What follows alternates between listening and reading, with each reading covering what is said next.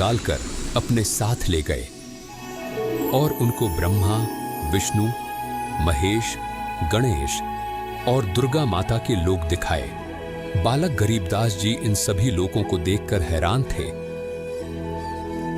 और सोच ही रहे थे कि ये सब मैं क्या देख रहा हूं। इतने में ही कबीर परमात्मा बालक गरीबदास जी को नरक दिखाने ले गए।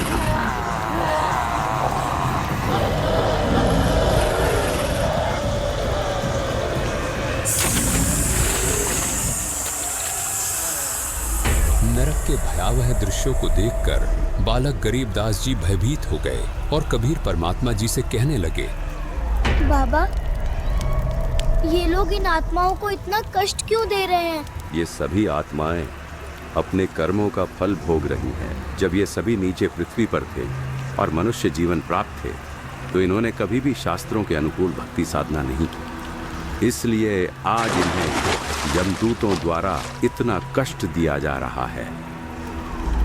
नरक दिखाने के बाद कबीर परमात्मा जी बालक गरीबदास जी को धर्मराज के पास ले गए। कबीर परमात्मा जी को देखकर धर्मराय तुरंत अपनी गद्दी से खड़े हो गए और हाथ जोड़कर कबीर परमात्मा जी से कहने लगे, आदेश करें भगवान, क्या आपके दास से कोई गलती बनी है जो साक्षात आपने यहाँ आने का कष्ट किया? और जो बालक आपके साथ आया है, क्या ये आपका शिष्य है? हाँ, ये बालक मेरा शिष्य है। तुम इसका लेखा जोखा देखो और इसका खाता दिखाओ। परमात्मा कबीर जी की ये बात सुनकर धर्मराय जी ने बालक गरीबदास जी का खाता देखा और कहने लगे, क्षमा करें महाराज, इस बालक की भक्ति अभी पूरी नहीं हुई है, इसलिए अभी आप इसको नहीं ले जा सकते। धर्मराय की ये बात सुनकर कबीर परमात्मा जी ने बालक गरीबदास जी के लेखे जोखे की पोथी को उठाया और उसे फाड़ दिया और बालक गरीबदास जी को वहां से लेकर चले गए।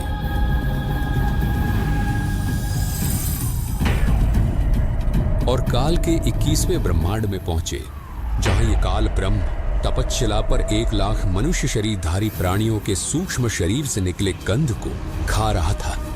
इतना भयानक दृश्य देखकर बालक गरीबदास जी ने परमात्मा कबीर जी का हाथ जोर से पकड़ लिया और कहने लगे, ये कौन है?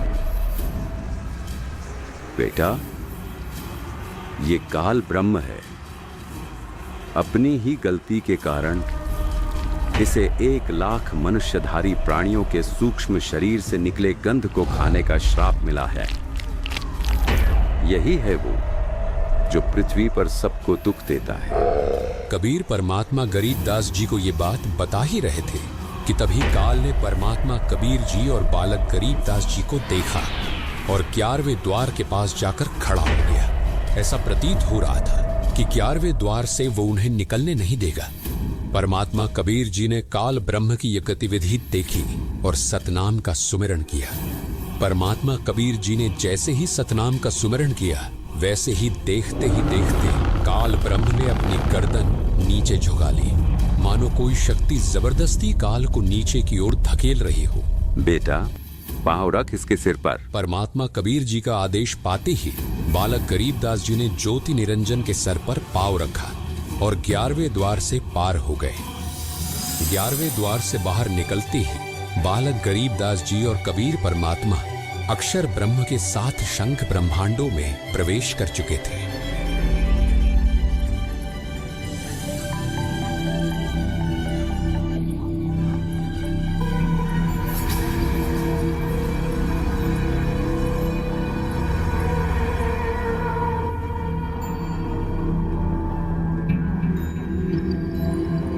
ये मेरे लोक में कौन आ गए? अरे बाबा जी, ये कौन है? बेटा गरीबदास, ये जो तुम्हें सामने खड़ा दिखाई दे रहा है, ये अक्षर पुरुष है। अक्षर पुरुष?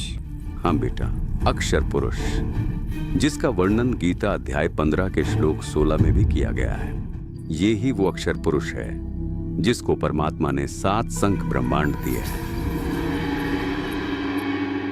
क्या काल ब्रह्म की तरह अक्षर पुरुष भी 1 लाख मनुष्यधारी प्राणी खाता है? नहीं बेटा, परमात्मा ने इसको ऐसा कोई श्राप नहीं दिया। अक्षर पुरुष जीवों को नहीं खाता।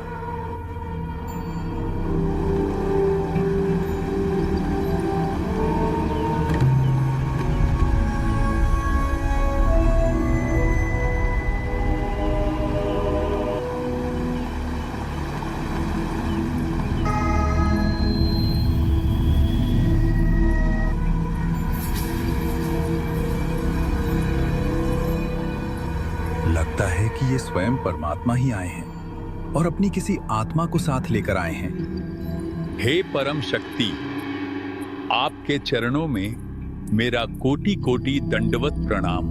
परमात्मा कबीर जी अक्षर ब्रह्म की ओर देखकर मुस्कुराए और बालक गरीबदास जी को साथ लेकर 12वां द्वार पार करके सतलोक में प्रवेश कर गए।